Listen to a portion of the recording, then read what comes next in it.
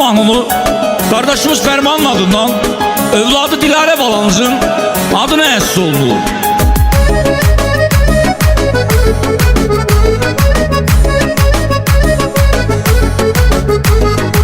Ferman atan koymaz derdin ola dünyada, eder her derdine derman atanın bir denesi.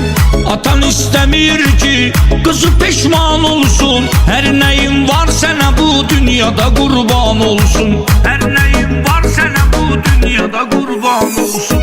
Ata kurban nazına can atanın bir denesi, her neyin var sana kurban atanın bir denesi. Ata kurban nazına can atanın bir denesi, her neyin var sana kurban atanın bir denesi.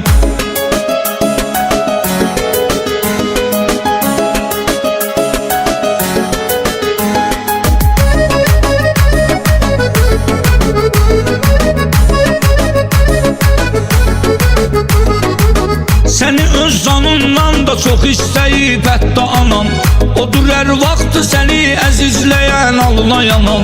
Sen de sev öz ananı, her zaman değer ver ona, odur her sözüne can diyen atanın bir denesi. Odur her sözüne can diyen atanın bir denesi. Ata kurban nazına can atanın bir denesi, her neyin var sana kurban atanın bir denesi. Ata kurban nazına can atanın bir denesi, her neyin var sana kurban atanın bir denesi.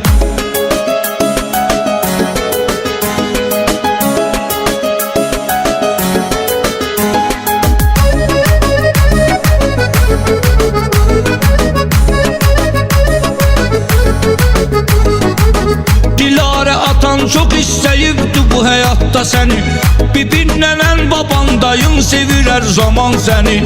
Hamı arzu eləyir korusunu yaradan həmişə seni. Sen bir denesen doğurdan atanın bir denesi, sen bir denesen doğurdan atanın bir denesi.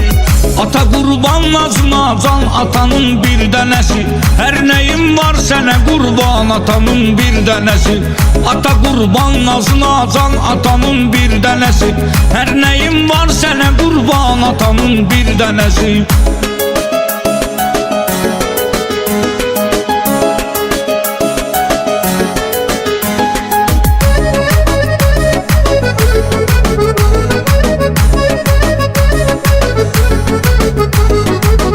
Elə mən düşünürəm ki seninle xoşdur gələcək, bu qədər gözəlliyə heç gərək deyil ki bəzək.